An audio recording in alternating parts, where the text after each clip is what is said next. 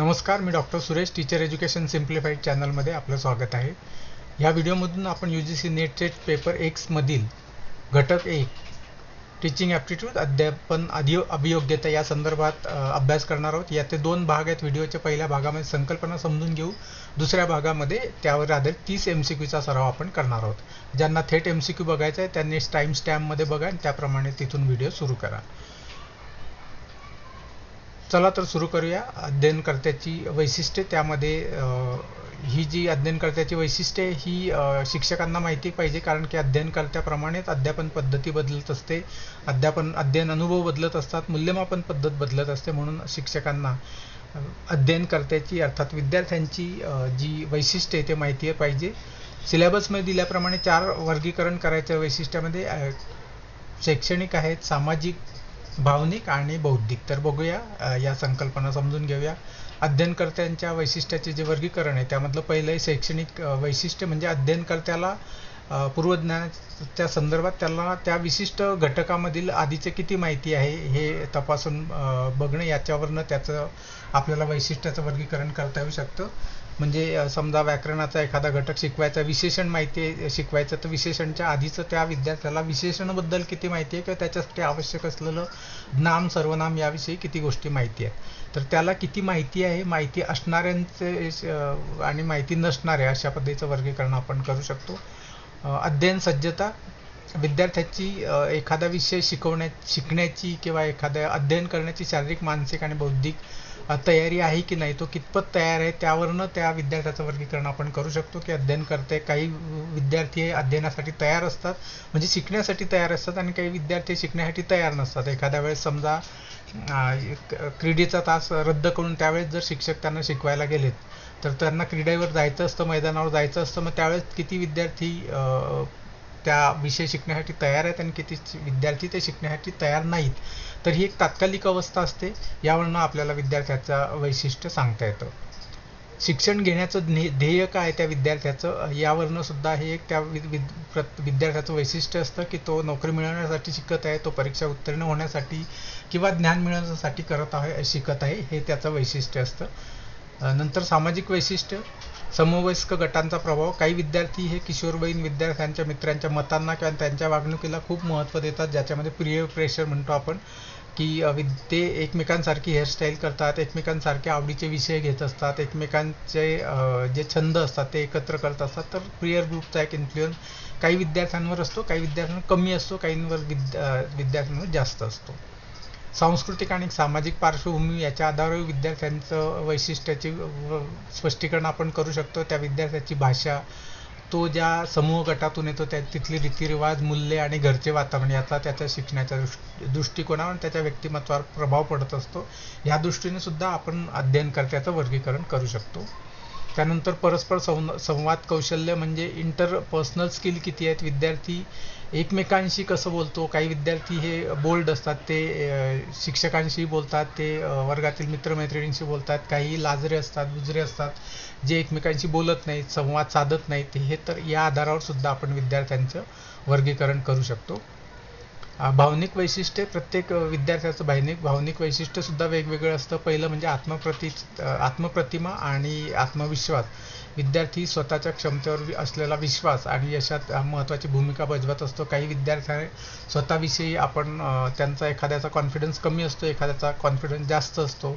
आणि काही विद्यार्थ्यांचा काही विशिष्ट क्षेत्रामध्ये त्यांचा कॉन्फिडन्स चांगला असतो. उदाहरणार्थ, ज्याला चांगला खेळता येतो, तो खेळाचा विषय असेल तर त्याचा आत्मविश्वास उंचावतो, आणि त्यात समजा एखादा विषय आवडत नसेल तर त्या विषयामध्ये त्याचा आत्मविश्वास कमी होतो. म्हणजे कोणीही एक विद्यार्थी हा पूर्णपणे सर्व क्षेत्रामध्ये कॉन्फिडन्स असू शकत नाही, सर्व क्षेत्रामध्ये त्याची जी प्रतिमा असते ती चांगली असू शकत नाही. ज्या क्षेत्रामध्ये त्याची गती आहे, ज्या क्षेत्रामध्ये आवड आहे, त्या क्षेत्रामध्ये त्याचा अनुभव आहे, त्याच्यामध्ये त्याचा आत्मविश्वास चांगला असतो आणि त्याची आत्मप्रतिभा ही चांगली असते. प्रेरणेची पातळी. प्रत्येक विद्यार्थ्यामध्ये प्रेरणा ही वेगवेगळी असते. काही अंतर्गत प्रेरणा असतात, काही बाह्य प्रेरणा असतात. म्हणजे आतूनच विद्यार्थ्याला एखादी गोष्ट करायची असेल तर ती आतली प्रेरणा असते. बाह्य प्रेरणेमध्ये एखादं बक्षीस मिळवायचं आहे किंवा शाबासकी मिळवायची आहे किंवा आईवडिलांसाठी करायचं आहे किंवा शिक्षकांसाठी करायचं आहे किंवा मैत्रिणींमध्ये आपलं इम्प्रेशन व्हावं म्हणून करायचं, तर ह्या बाह्य प्रेरणा असतात. अशा वेगवेगळ्या प्रेरणांच्या सुद्धा वर आधारित सुद्धा आपण विद्यार्थ्यांचं वर्गीकरण करू शकतो की अमुक एका विद्यार्थ्याला कोणत्या प्रकारची प्रेरणा आहे. चिंता आणि मानसिक ताण, एन्झायटी आणि स्ट्रेस लेवल ही सुद्धा विद्यार्थ्यावर परिणाम करत असते. काही विद्यार्थ्यांना चिंता असते, काही विद्यार्थ्यांना परीक्षेचा टेन्शन येतं, काही विद्यार्थ्यांना येत नाही. या आधारे सुद्धा आपण विद्यार्थ्यांच्या वैशिष्ट्याचं वर्णन करू शकतो.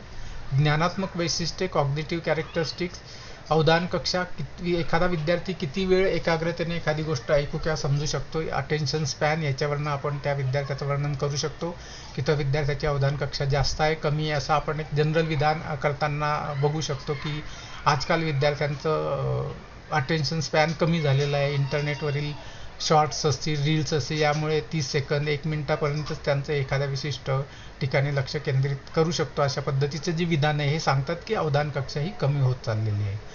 स्मृती आणि विस्मरण संदर्भात सुद्धा विद्यार्थ्यांच्या वैशिष्ट्याचं वर्णन करू शकतो. एखाद्या विशिष्ट विद्यार्थ्याला जी मेमरी चांगली असते आणि त्याला चांगल्या गोष्टी आठवू शकतात, चांगल्या पद्धतीने आठवू शकतात, त्यावरनं सुद्धा त्या विद्यार्थ्याचं वर्गीकरण करता येतं.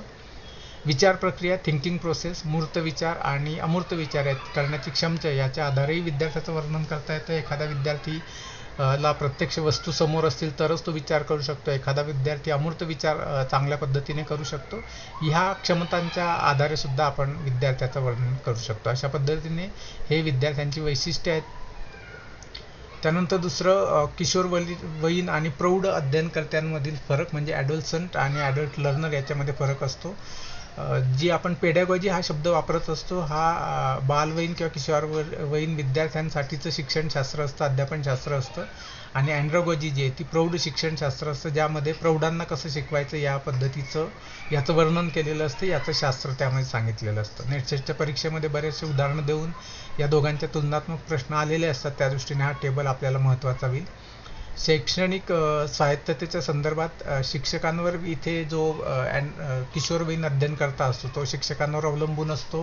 त्याला विशिष्ट संरचित आणि स्ट्रक्चर्ड अशा गायडन्सची गरज असते आणि चौकटीची गरज असते, त्यातच तो शिकू शकतो. प्रौढ अध्ययनकर्ता जो आहे तो स्वायत्त असतो, ऑटोनॉमस असतो, स्वयंनिर्देशित असतो, सेल्फ डायरेक्टेड असतो. त्याला प्रत्येक गोष्ट मुळापासून शिकवावी लागत नाही, त्यांना फक्त मोटिवेशन देण्याची गरज असते. त्यामुळे तो कमी प्रमाणात अवलंबून असतो शिक्षकावर आणि किशोरवयीन अध्ययनकर्ता हा जास्त प्रमाणात अवलंबून असतो. सामाजिक वर्तनाच्या संदर्भात जे किशोरवयीन अध्ययनकर्ता असतो याच्यावर पिअर ग्रुपचा खूप मोठा प्रभाव असतो. पिअर ग्रुपप्रमाणेच त्यांचं जास्त पद्धतीने त्यांचं वर्तन असतं. स्वतःची ओळखही पिअर ग्रुपच्या माध्यमातूनच करत असतो. मग त्यांची हेअरस्टाईल एकसारखी असते, त्यांचे कपडे घालण्याची पद्धत एकसारखी, बोलण्याची भाषा, शब्द प्रभाव ते एकमेकांसारखेच करण्याचा प्रयत्न करत असतात. तसं केलं तरच त्यांना त्या गटामध्ये जागा मिळत असते, म्हणून त्यांना ते गटाचे अलिखित नियम हे फॉलो करावे लागत असतात. जे प्रौढ अध्ययनकर्ते असतात ते सामाजिक आणि व्यावसायिक भूमिकांना जास्त महत्त्व देतात. कामाच्या ठिकाणी कौटुंबिक जबाबदाऱ्यांमध्ये ते जास्त व्यस्त असतात. त्या दृष्टीने त्यांचं वर्तन हे सामाजिक वर्तन हे समाजमान्य असतं.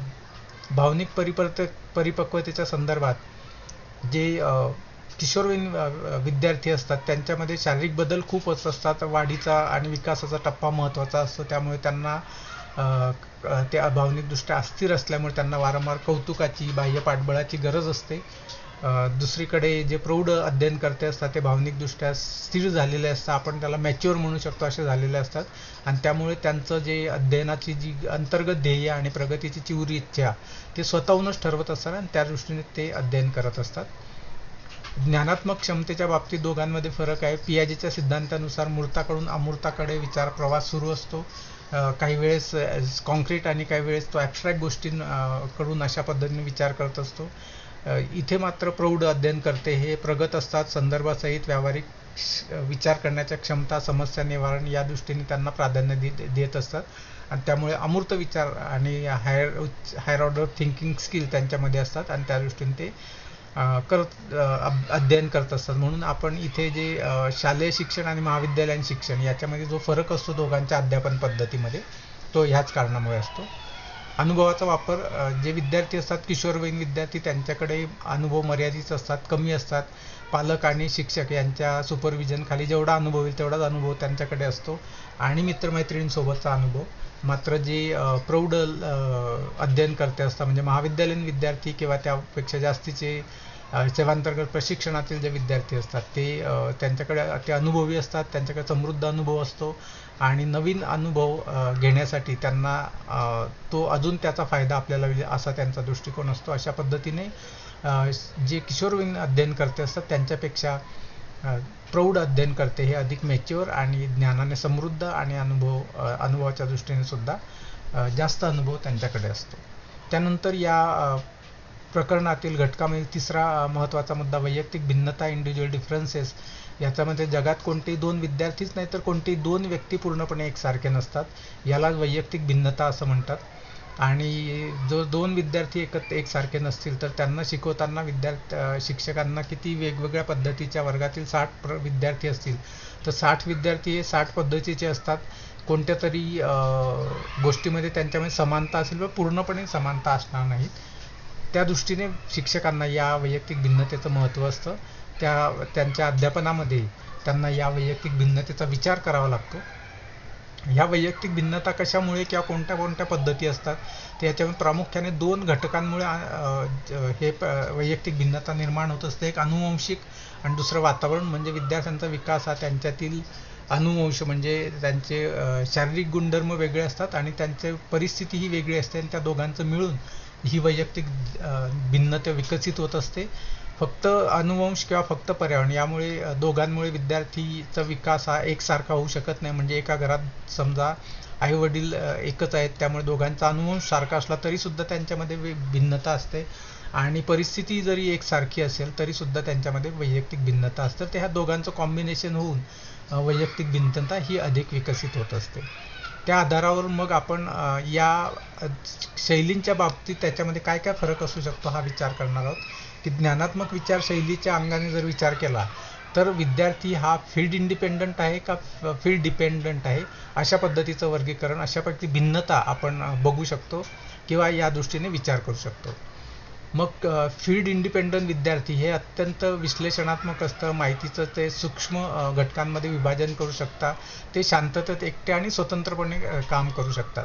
म्हणजे त्यांना फील्डवर जायची गरज नाही, त्यांना सामाजिक परिस्थितीमध्ये जायची गरज नाही. विद्यार्थी स्वतःहून शिकू शकतात, एकटे बसूनही शिकू शकतात, लायब्ररीमध्ये बसून शिकू शकतात. त्यांना अन्य कुणाच्याही मदतीची फारशी आवश्यकता पडत नाही.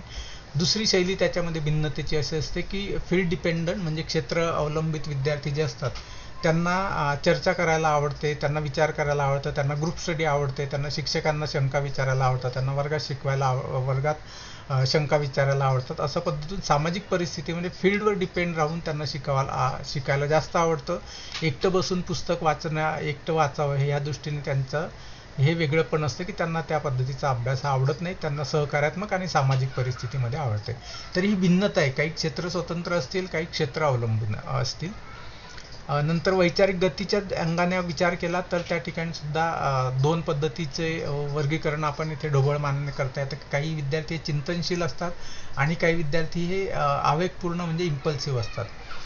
हे विद्यार्थी हे सखोल विचार करतात आणि माहितीचं अचूक विश्लेषण करून उत्तर देण्याची यांची गती कमी असते. यांचा वेळ घेतात विचार करायला उत्तर द्यायला, पण यांचं उत्तर जे असतं ते स्थिर असतं, ते वेळोवेळी प्रत्येक क्षणी बदलत नाहीत. आवेगपूर्ण जे विद्यार्थी असतात, इम्पल्सिव्ह जे विद्यार्थी असतात ते फार विचार न करता पटकन निर्णय घेतात, पटकन त्वरित उत्तरे देतात. पण त्यामध्ये त्यांची गती जास्त असते, पण त्यांच्या चुका होण्याची शक्यताही जास्त असते आणि त्यांची उत्तरे वारंवार बदलत असतात. त्यावेळेस तसं वाटलं म्हणून त्यांनी त्यावेळेस ती योग्य वाटलं म्हणून ती गोष्ट त्यांनी केली. हे इम्पल्सिव्ह असतं. आणि विचारपूर्वक कृती करणारे विद्यार्थी हे रिफ्लेक्टिव्ह असतात. अशा 2 पद्धतीने सुद्धा वर्गीकरण या वैयक्तिक भिन्नतेचं करता येतं. यामधील चौथा मुद्दा हा अध्ययनशैलीचा आहे. या दृष्टीने सुद्धा वैयक्तिक भिन्नता ही असते, ज्यामध्ये अध्ययनकर्त्याचं वैशिष्ट्य हे या मुद्द्याच्या आधारे सुद्धा अभ्यासता येतं. अध्ययनशैलीमध्ये VARK मॉडेल हे जगप्रसिद्ध आहे आणि ते सर्व मान्य सुद्धा आहे. त्याचा जो VARKचा जो अर्थ आहे तो V म्हणजे व्हिज्युअल आहे, A म्हणजे इथे खाली बघू शकतो ऑडिटरी आहे आणि रीड अँड राईट आहे आणि शेवटचा जो आहे तो कायनेस्टिक आहे. तर याचा अर्थ आपण थोडक्यात बघूया. म्हणजे विद्यार्थी कोणत्या प्रकारच्या अध्ययन अनुभवानुसार शिकतो, कोणत्या इंद्रियाचा वापर करून तो शिकत असतो, कोणत्या इंद्रियाचा वापर करायला त्याला आवडतं शिकण्यासाठी, याच्या आधारे हे नील फ्लेमिंग यांनी हे विकसित केलेली ही फ्रेमवर्क आहे. त्यांच्या मते विद्यार्थी हा या 4 पद्धतीच्या कॉम्बिनेशनने शिकत असतो. काही विद्यार्थी, आता जे विद्यार्थी दृश्यात्मक अध्ययन करते आहेत ते त्यांचं व्हिज्युअल लर्नर्स म्हणतात. हे विद्यार्थी जास्त शिकून, जास्त प्रकारे वेगवेगळ्या गोष्टी बघून शिकणं त्यांना आवडतं. या प्रकारचे अध्ययन करते हे आकृत्या आहेत, नकाशे आहेत, तक्ते, चिन्हे, हायलाईट केलेला मजकूर असं करून त्यांना शिकायला जास्त आवडतं. त्यांना ऐकून ते कदाचित जास्त नाही शिकणार, पण त्यांना समोर दृश्य पाहिजे, त्यामधून ते अध्ययन चांगलं करत असतात. श्राव्य किंवा ऑडिटरी लर्नर जे आहेत त्यांना ऐकलेलं, बोललेलं ह्या पद्धतीची जी अध्यापन पद्धत आहे त्यातून त्यांना जास्त चांगल्या पद्धतीने शिकते. त्यांना या प्रकारचे अध्ययन करते जे ते व्याख्यान, चर्चा, पॉडकास्ट, तोंडी स्पष्टीकरणे या शैलीने शिकलेलं आवडतं. या पद्धतीचे प्रश्न बऱ्याचदा नेटसेटच्या परीक्षा येतात. तिथे उदाहरण दिलेलं असतं, त्यावरून आपल्याला त्याचा अध्ययनकर्त्याचा प्रकार किंवा शैली ओळखायची असते. पुढचा जो अध्ययनकर्त्याचं वर्गीकरण आहे ते आर आहे, म्हणजे जे रीड राईट स्टाईलवाले लर्नर्स आहेत की जे वाचन लेखनातून शिकत असतात. त्यांना लिखित शब्दांच्या माध्यमातून सर्वात जास्त चांगल्या प्रकारे शिकायला येतं, शिकायला त्यांना आवडतं. या शैलीचे अध्ययनकर्ते हे मजकुराने भरलेली पुस्तिके, मॅन्युअल्स, निबंध, नोट्स काढणे, बुलेटेड लिंक्स अशा वेगवेगळ्या पद्धतीचे त्यांचे लिहिण्याचे आणि वाचनाचे आणि लिहिण्याच्या पद्धतीने ते करत असतात. बरेचसे विद्यार्थी नोट्स काढतात, पुस्तक वाचतात, नोट्स काढतात. तर ते जे आहेत ते वाचन लेखन शैलीचे अध्ययनकर्ते असतात. त्यानंतर काही अध्ययनकर्ते कृतीप्रधान अध्ययनकर्ते असतात, कायनेस्टिक लर्नर असतात. या प्रकारच्या विद्यार्थ्यांना काहीतरी कृती करून ते शिकत असतात. त्यामध्ये स्पर्श, हालचाल करणे, क्षेत्र भेट देणे, थेट अनुभवातून शिकणं त्यांना जास्त आवडतं. म्हणून यांना प्रात्यक्षिक प्रयोग करणं, वास्तविक जगातील उदाहरणं, शारीरिक सराव, स्थळ भेटी देणं, सहली देणं, त्या पद्धतीने ते शिकत असतात. असे 4 शैली आहे. काही विद्यार्थी हे एका विशिष्ट याच्यामध्ये स्ट्रॉंग असतात, म्हणजे ते फक्त व्हिज्युअल लर्नर असतात आणि बाकीच्या दृष्टीने ते शिकत असतात, पण त्यांचं जास्त प्रभावी अध्ययन हे एका विशिष्ट पद्धतीतून होतं. काही जे अध्ययनकर्ते असतात ते आणखी 1 किंवा 2 अनेक शैलीमधून शिकत असतात. तर हे वर्गीकरण समजून घेण्यासाठी कोणतीही व्यक्ती फक्त एकाच पद्धतीने शिकते असं नाही, तर ती ह्या वेगवेगळ्या शैलींचा वापर करत असतं. असंही असतं की आशयावर अवलंबून असतं, कोणत्या प्रकारचा आशय आहे, तो कशा पद्धतीने शिकायला आवडेल हे अध्ययनकर्त्याला वेगवेगळ्या पद्धतीने होऊ शकतं, असं की त्यामध्ये विविधता येऊ शकते. एखाद्याला इतिहास हा विषय शिकताना कदाचित त्याला वाचन लेखन आवडेल आणि भूगोल शिकताना त्याला व्हिज्युअल प्रकारचे अनुभव आवडतील, तर असे असू शकतं. म्हणून असं म्हणताना हे सगळे जे प्रत्येक व्यक्ती जी असते ती मल्टी मॉडल लर्नर्स असतात.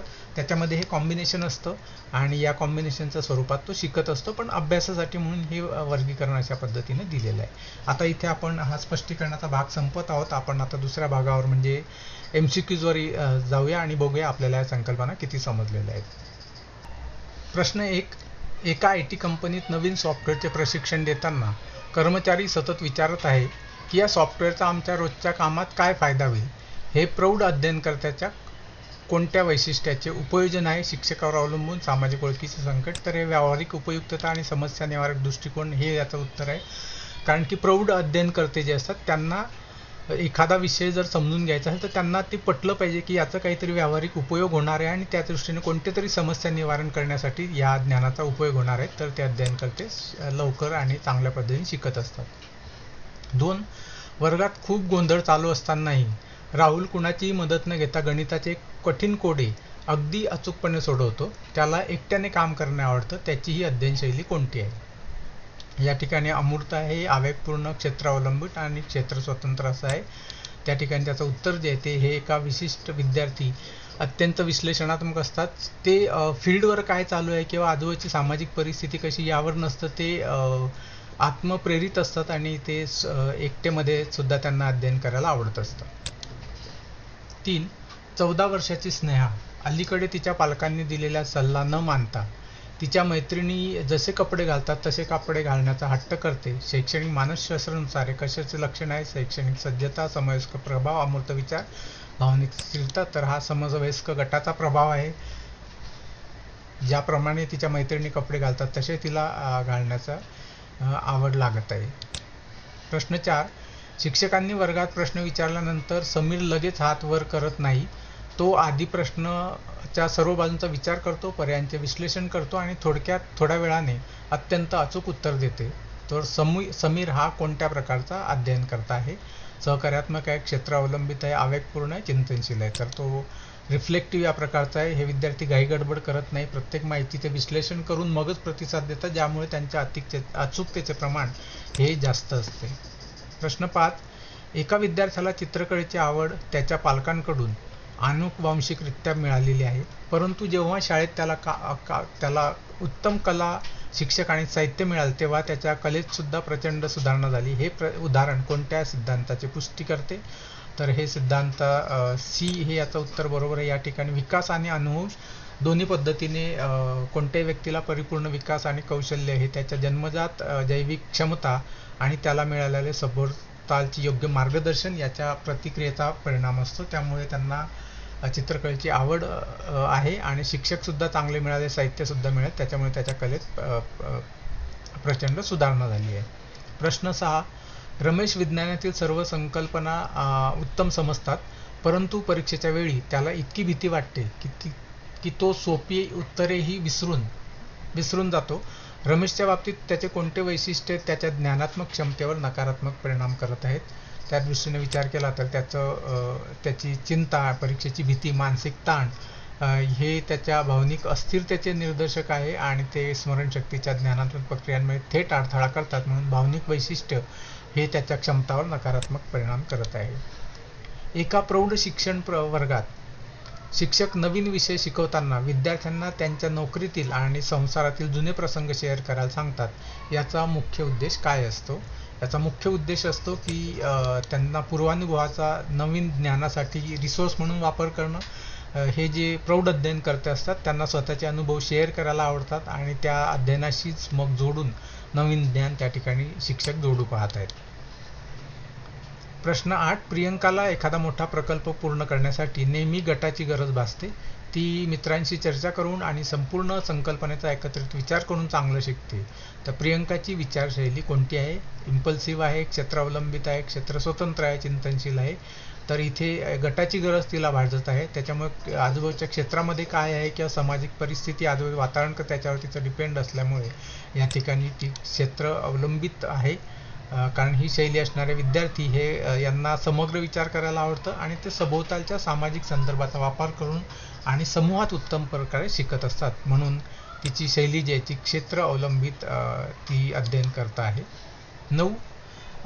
8व्या इयत्तेतील विद्यार्थी अबोल वस्तूंच्या पलीकडे जाऊन स्वातंत्र्य, न्याय आणि लोकशाही यासारख्या अमूर्त संकल्पनांवर तर्कशुद्ध वादविवाद करू लागलेले आहेत. पियाजेच्या सिद्धांतानुसार हा कोणता ज्ञानात्मक विकास आहे? प्रक्रियापूर्ण आहे, अमूर्त आहे, संवेदीकारक आणि मूर्त आहे.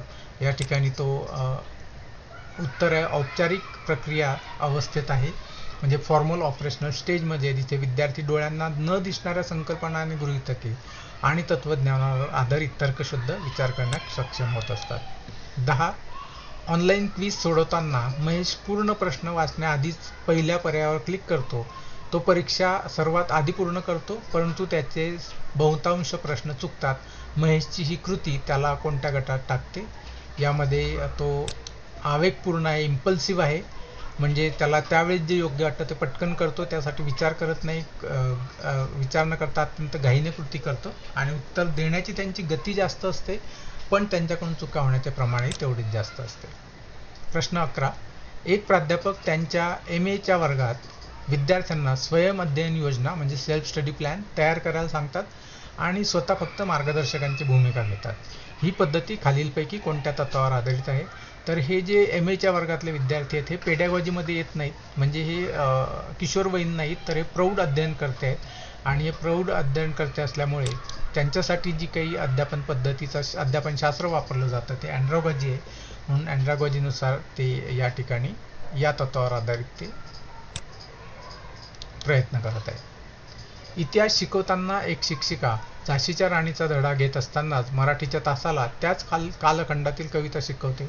2 घटकांमधील या अंतर्गत अर्थपूर्ण संबंधाला कोणती संज्ञा दिलेली आहे? या ठिकाणी आपल्याला माहिती असेल की हा समवाय आहे.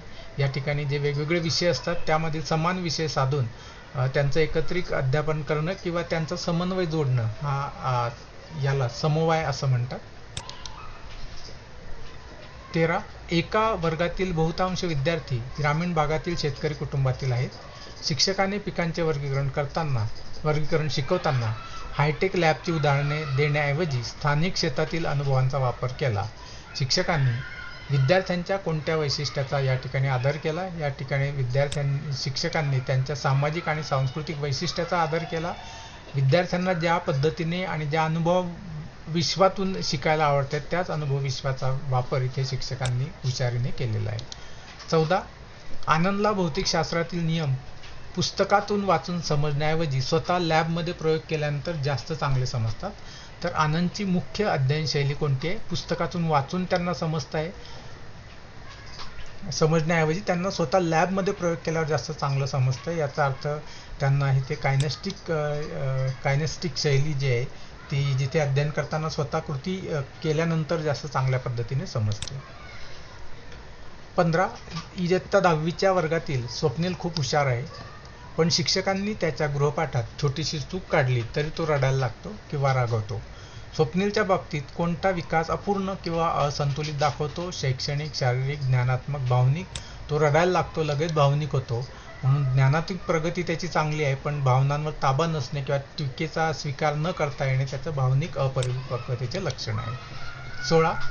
एक शिक्षक वर्गात नवीन धडा सुरू करण्यापूर्वी विद्यार्थ्यांना 5 मिनिटांची एक लहान प्रश्न मंजुषा घेतात, जेणेकरून त्यांना समजू शकेल की विद्यार्थ्यांना आधीच्या वर्गातील किती आठवते. शिक्षक विद्यार्थ्यांच्या कोणत्या शैक्षणिक वैशिष्ट्याची चाचणी घेत आहे? त्यांनी नवीन धडा सुरू करण्यापूर्वी त्यांना हे जाणून घ्यायचे की आधीच्या वर्गातील किती आठवते. आधीच्या वर्गातील असल्यामुळे हा पूर्वज्ञानावर आधारित प्रश्न आहे, म्हणून याला पूर्वज्ञान, म्हणून याचं उत्तर ए हे बरोबर आहे. 17. 2 विधानं आहेत. विधान ए, क्षेत्र अवलंबित अध्ययनकर्त्यांना कडक स्पर्धा असणाऱ्या आणि एकट्याने काम कराव्या लागणाऱ्या वातावरणात अडचण येते, कारण हे विद्यार्थी माहितीचे सुटे तुकडे करण्याऐवजी संपूर्ण संदर्भाचा विचार करतात आणि त्यांना सामाजिक परस्पर संवाद आवडतो. या ठिकाणी क्षेत्र अवलंबित जे विद्यार्थ्यांचं अध्ययनकर्त्यांचं आपण वैशिष्ट्य बघितलं की यांना प्रत्यक्ष जी परिस्थिती त्याच्यामध्ये त्यांना काम करायला आवडतं. त्यामुळे या ठिकाणी आपण बघूया याचं उत्तर काय बरोबर आहे. याचं उत्तर बी हे बरोबर आहे की ए आणि 2 हे दोन्हीही गोष्टी ह्या बरोबर आहेत. दोन्हीही विधानं योग्य आहे. 18. एका 50 वर्षाच्या व्यवस्थापकाने डिजिटल मार्केटिंगचा कोर्स जॉईन केलेला आहे. ते वर्गात थिअरी समजून घेण्याऐवजी स्वतःच्या कंपनीचे फेसबुक पेज लाईव्ह बूस्ट करून शिकण्यास प्राधान्य देतात. मॅल्कम नोल्स यांच्या मते हे वैशिष्ट्य कोणत्या वैशिष्ट्याचे उदाहरण आहे? बाह्य प्रेरणा, स्मृती पातळीवर प्रेरणा, शिक्षक निर्देशित शिकणे किंवा समस्या केंद्रित किंवा कार्य देणारे शिक्षण. यामध्ये याचं उत्तर आहे की बरोबर डी आहे, कारण की अँड्रॉगॉजी आहे. 50 वर्षाचा व्यवस्थापक आहे, त्यामुळे ते अँड्रॉगॉजीशी संबंधित आहे. प्रौढ अध्ययन करते हे अमूर्त थेअरीपेक्षा थेट प्रत्यक्ष समस्येवर किंवा व्यावहारिक कामावर यांना आधारित शिक्षणाला प्राधान्य देत असतात. 19. वर्गात शिक्षकांनी विचारले, भारताची राजधानी कोणती? निलेशने प्रश्न संपायच्या आतच जोरात मुंबई असे उत्तर दिले आणि नंतर स्वतःची जीभ चावली. निलेशची ही ज्ञानात्मक शैली खालीलपैकी कोणती आहे? यामध्ये त्याने इम्पल्सिव्ह आहे, त्याला उत्तर द्यायचं आहे, लवकर द्यायचं आहे, त्याच्या मनात जे आलं ते त्याने उत्तर दिलेलं आहे, म्हणून ही आवेगपूर्ण शैली आहे, इम्पल्सिव्ह शैली आहे. प्रश्न 20. शिक्षिका वर्गात सावित्रीबाई फुले यांच्यावर धडा शिकवत असताना मुलींच्या शिक्षणाचे महत्त्व सांगून विद्यार्थ्यांमध्ये सामाजिक जाणीव निर्माण करण्याचा प्रयत्न करतात. शिक्षिका विद्यार्थ्यांच्या कोणत्या वैशिष्ट्याला जागृत करण्याचा प्रयत्न करत आहे? शैक्षणिक, शारीरिक, सामाजिक आणि ज्ञानात्मक. यामध्ये शिक्षिका ज्या आहेत त्या समाजातील चालू घडामोडी, इतिहास, स्त्री शिक्षण, सामाजिक जबाबदारी जाणीव निर्माण करणे हे सामाजिक नैतिक वैशिष्ट्यांचा भाग आहे. प्रश्न 21. एक कॉलेजचा विद्यार्थी यूट्यूबवर कोडिंगचे व्हिडिओ पाहून स्वतःचे अँड्रॉइड ॲप तयार करतो. त्याला शिक्षकांच्या कोणत्याही रोजच्या मदतीची गरज भासत नाही. हा विद्यार्थी प्रौढ शिक्षणाच्या कोणत्या तत्वाचे प्रतिनिधित्व करतो? प्रौढ शिक्षण याचा अर्थ प्रौढ अध्यापनशास्त्राचा म्हणजे अँड्रॉगॉजीच्या कोणत्या तत्वाचा वापर करतो? स्वयंनिर्देशित, स्मृती पातळीवरील, परावलंबित्व, कडक अभ्यासक्रम चौकट. यामध्ये अँड्रॉगॉजीचं एक वैशिष्ट्य आहे की ते स्वयंनिर्देशित अध्ययन करत असतात, म्हणून या ठिकाणी ए हे उत्तर बरोबर आहे. 22. वर्गात नवीन संकल्पना शिकवताना प्राध्यापक सुरुवातीला संपूर्ण मोठ्या संकल्पनेचे चित्र डोळ्यांसमोर उभे करतात, नंतर तिच्या अंतर्गत बारीक नियमांकडे वळतात. ही पद्धत कोणत्या प्रकारच्या विद्यार्थ्यांसाठी सर्वात जास्त फायदेशीर ठरेल? आवेगपूर्ण, क्षेत्रावलंबी, स्वतंत्र, मूर्त विचार करणारे? या ठिकाणी बघूया याचं उत्तर काय आहे. याचं उत्तर आहे क्षेत्रावलंबित विद्यार्थी ग्लोबल विचारवंत असतात. आधी त्यांना संपूर्ण संदर्भ लागत असतो आणि त्या संदर्भानंतर ते त्याच्या विश्लेषणाकडे येत असतात. अध्यापनाचं एक सूत्र आहे ज्यामध्ये पूर्णाकडून भागाकडे असं एक ते सूत्र आहे. त्या सूत्राचा वापर हे या प्रकारचे अध्ययनकर्ते करत असतात. 23. राहुल आणि सचिन हे जुळे भाऊ आहेत. दोघेही एकाच घरात राहतात आणि एकाच शाळेत शिकतात. तरीही राहुलला गणितात आवड आहे आणि सचिनला संगीतात. या वैयक्तिक भिन्नतेचे सर्वोत्तम स्पष्टीकरण काय असू शकते? वैयक्तिक भिन्नता ही आर्थिक परिस्थितीवर अवलंबून आहे, शाळेच्या इमारतीचा परिणाम आहे, हा त्याचे पूर्ण पर्यावरण वेगळे येत नाही. तर याचं उत्तर आहे अनुवंश आणि पर्यावरण यांचा अंतर्गत परस्पर गुणाकार आंतरक्रियेमुळे प्रत्येक विद्यार्थ्याचा वैयक्तिक व्यक्तीचा जैविक आणि मानसिक कल हा वेगवेगळा असू शकतो. या उदाहरणामध्ये बऱ्याचदा जुळ्या मुलांची सुद्धा उदाहरणं दिली जातात की दोन्ही जुळे असून सुद्धा ज्यावेळेस त्यांच्यामध्ये अनुवंश जवळपास सारखा असेल तरी सुद्धा परिस्थिती सुद्धा सारखी असेल तरी सुद्धा थोड्याफार फरकामुळे सुद्धा मोठे भेद हे होत असतात. 24. एक शिक्षिका वर्गात नेहमी चार्ट्स, नकाशे आणि वेगवेगळ्या रंगाचे खडू वापरून संकल्पना स्पष्ट करते. ही अध्यापन पद्धती प्रामुख्याने कोणत्या अध्ययन शैलीच्या विद्यार्थ्यांना सर्व उपयुक्त आहे? चार्ट्स वापरतायत, नकाशे वापरतायत, वेगवेगळ्या रंगाचे खडू वापरतायत म्हणजे दृश्य भाग आहे म्हणून या ठिकाणी हे दृश्यात्मक अध्ययनकर्त्यांसाठी जास्त उपयुक्त आहे. 25. विधान ए आणि बी आहे. विधान आहे आणि त्याचं पुढचं हे कारण आहे. किशोरवयीन विद्यार्थ्यांमध्ये नायक पूजा, हिरो वर्कशिप आणि भावनिक अस्थिरता मोठ्या प्रमाणात दिसून येते आणि कारण प्रौढ अध्ययनकर्त्याच्या तुलनेत किशोरवयीन मुलांमध्ये अंतर्गत प्रेरणा सर्वोच्च पातळीवर असते आणि ते स्वयंनिर्देशित असतात. तर बघूया याच्यामधलं ए हे योग्य विधान आहे का आणि ब हे त्याचं योग्य कारण आहे का. तर आपण जाऊया सी वर. तर पहिलं हे विधान बरोबर आहे की त्यांना नायक पूजा किंवा त्यांना भावनिक स्थिरता मोठ्या प्रमाणावर असते, पण त्याचं कारण जे आहे हे कारण चुकीचं आहे कारण किशोरवयीन मुले हे बाह्य प्रेरणेवर आणि शिक्षकांवर अधिक अवलंबून असतात. 26. MBA वर्गातील विद्यार्थ्यांना प्राध्यापक एका मोठ्या बुडीत निघालेल्या कंपनीची केस स्टडी देतात, त्यावर उपाय शोधायला सांगतात. ही पद्धती कोणत्या प्रकारच्या अध्ययनकर्त्यांसाठी योग्य मानली जाते? ॲडल्ट लर्नर्स, प्राथमिक शाळेतील विद्यार्थी, पाठांतर करणारे विद्यार्थी, अर्थात याचं उत्तर अगदी उघड दिसत आहे. हे प्रौढ अध्ययनकर्ते आहेत आणि समस्यावर आधारित प्रॉब्लेम सॉल्व्हिंग बेस्ड लर्निंग ते जास्त पद्धतीने करतात. वास्तविक जीवनातील जटिल समस्या आणि केस स्टडी सोडवण्याने त्यांची व्यावहारिक विचारशक्ती अधिक सक्षम होत असते. 27. एक विद्यार्थी गणिताचा पेपर सोडवताना प्रत्येक पाऊल काळजीपूर्वक लिहितो, सर्व सूत्रांची पडताळणी करतो आणि वेळेची पर्वा न करता अचूक उत्तरांवर भर देतो. त्याची ही संज्ञात्मक विचारगती कोणत्या प्रकारची आहे? निष्क्रिय आहे, क्षेत्रावलंबित आहे, चिंतनशील आहे, आवेगपूर्ण आहे? या ठिकाणी बघूया याचं उत्तर काय. याचं उत्तर सी आहे. चिंतनशील अध्ययनकर्ते चुका टाळण्यासाठी प्रत्येक पायरीचा सखोल तपासणी करत असतात. 28. शिक्षकांनी वर्गात विचारले, पर्यावरण प्रदूषण कमी करण्याचे उपाय सांगा. वर्गातील रोहनने 5 वेगवेगळ्या क्षेत्रातील अभिनव कल्पक उपाय सांगितले जे पुस्तकातही नव्हते. रोहनच्या या वैशिष्ट्याला काय म्हणता येईल? त्याच्या या वैशिष्ट्याला हायर कॉग्नेटिव्ह क्रिटिकल थिंकिंग म्हणता येईल, म्हणजे उच्च ज्ञानात्मक आणि चिकित्सक विचार करण्याची क्षमता, ज्याला HOT किंवा हॉट स्किल्स असं म्हणतात, म्हणजे हायर ऑर्डर थिंकिंग स्किल्स असं म्हणतात, ते ह्या वैशिष्ट्य रोहनकडे आहे. 29. एका नवशिक्या शिक्षकाला असे दिसून आले की वर्गातील 30 पैकी 10 विद्यार्थ्यांना त्यांचं लेक्चर अजिबात समजत नाहीये. वैयक्तिक भिन्नतेचा विचार करता शिक्षकांनी सर्वात आधी कोणती कृती करणं अपेक्षित आहे? त्या विद्यार्थ्यांना वर्गाबाहेर काढणे, त्यांच्याकडे दुर्लक्ष करणे, आपल्या अध्यापन पद्धतीत बदल करून वैविध्यपूर्ण आणि बहुसंवेदी पद्धतींचा वापर करणे, त्या 10 विद्यार्थ्यांचा बुद्धिमत्ता गुणांक कमी आहे असा शिक्का मारणे, किंवा सर्व विद्यार्थ्यांना एकाच पाठांतर पद्धतीचा वापर करण्याचा कडक आदेश देणे. यासाठी जी अँड्रॉलॉजी किंवा पेडॅगॉजीचा अभ्यास करत असतो, आपण विद्यार्थ्यांच्या वैयक्तिक भिन्नतेचा अभ्यास करतो, मानसशास्त्राचा अभ्यास करतो.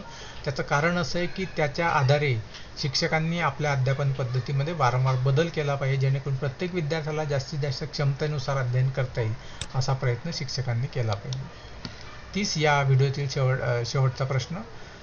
माल्कम नोल्स यांनी अँड्रॉलॉजीच्या सिद्धांतानुसार प्रौढ अध्ययनकर्त्यांची शिकण्याची अंतर्गत प्रेरणा खालीलपैकी कोणत्या घटकांमुळे सर्वाधिक जागृत होते असे सांगितलेले आहेत. शिक्षकांनी दिलेली शिक्षा किंवा धाक, पालकांकडून मिळणारं पॉकेट मनी, स्वतःचा अभिमान, आत्मसमाधान आणि जीवनात होणारी गुणात्मक सुधारणा किंवा परीक्षांमध्ये पैकीच्या पैकी गुण मिळवण्याचा हक्क. तर हा अँड्रॉलॉजीचा भाग असतो ज्याच्यामध्ये अध्ययन करते जेथे स्वतःचा अभिमान, आत्मसमाधान आणि जीवनात होणारी गुणात्मक सुधारणा याला जास्तीत जास्त महत्त्व देत असतात. अशा पद्धतीने आपण या व्हिडिओमधून 30 प्रश्नांचा सराव केलेला आहे. व्हिडिओ पूर्ण पाहिल्याबद्दल धन्यवाद. आपल्याला परीक्षेसाठी खूप खूप शुभेच्छा. आणि चॅनल सबस्क्राईब केलं नसेल तर चॅनल सबस्क्राईब जरूर करा.